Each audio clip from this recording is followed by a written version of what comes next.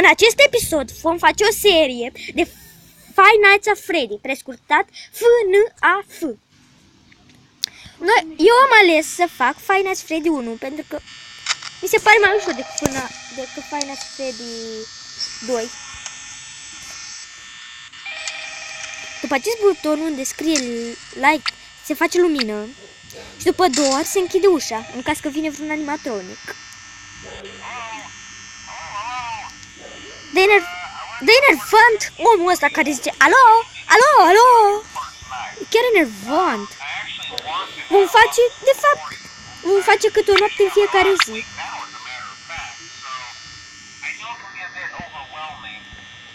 Da, hai să ne mai uităm pe tableta aceasta. Da, n-a plecat încă nimeni. Freddy pleacă din noaptea a doua, nu? A treia. A treia. Din a doua pleacă Chica. Acum să vorbim și noi, că nu o să... Oh, da! Începe distracția cu Five Nights at Freddy 4! Prietenul meu, Cătă, da. care, cum știți, cine e abonat la el, uneori chiar e enervant când face el zice că e mai tare Five Nights at Freddy 4. Chiar și mie îmi place Five Nights at Freddy 4 mai mult, doar că eu pot să-l joc doar cu căști. Eu n-am nevoie, să aude ala, face așa. Ciudat. Mie nu-mi place. A plecat cineva. Haideți bă, deja 1 AM și n-a plecat nimeni. Nici măcar handicapatul ăsta n-a terminat să vorbească. Cred că o să facem noi până la urmă o serie de FNAF 4. Five Nights at Freddy 4. Doar că acum rămânem deocamdată la Five Nights at Freddy 1. 2 AM. Nu înțeleg de ce mi se termină așa repede bateria. Ei măcar nu folosesc doar sau like. Ei nu-mi place muzica aia, frate. Se aude ciudat lumina. Păi vezi cum se aude. Parcă zici că faci o găină sau ceva. 2 AM.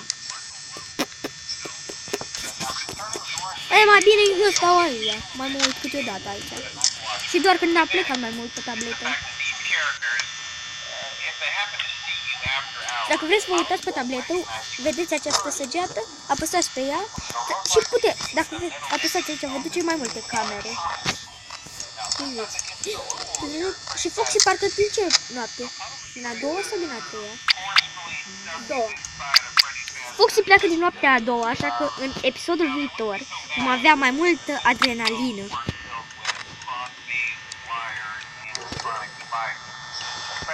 A plecat cineva.